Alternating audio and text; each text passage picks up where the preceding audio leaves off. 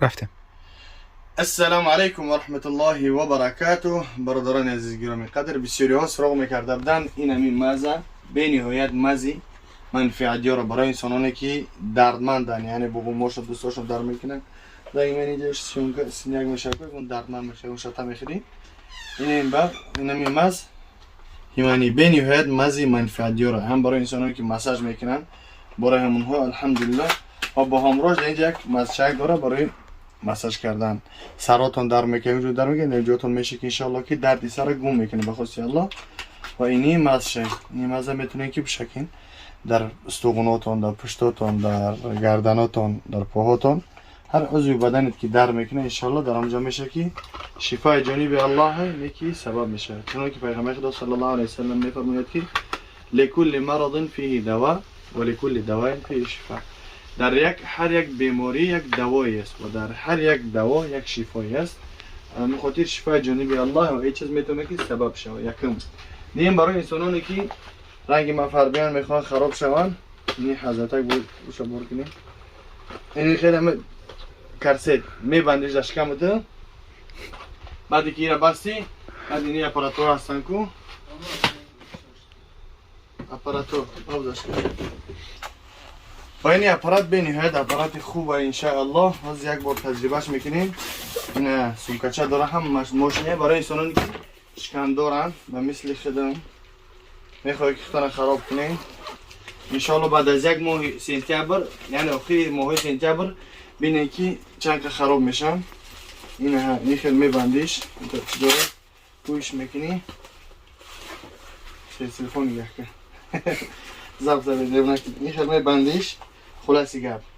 بعد اینجا نی سانتیمتر داره ازمیرات میکنی دسته پوتا هر گیرید باشه ازمیرات میکنی چند سانتیمتر هایه بعد اینه حضرت هوی منیو اینه هوی میکنی بسم الله میگویش میکنی و در اینجا میزنیش اینجا میزنیش اینه در این سیدنید میکنی. خب سیدنیدش کردی اینه حضرت سویتید میکنه یا بر میجقیش ایشه میجقی سرخشید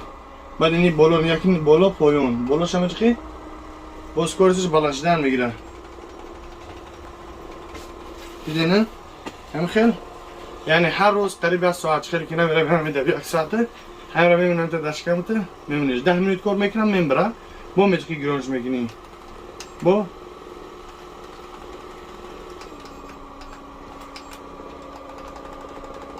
چند نمو داره هم اسم میزنه با اسم میزنه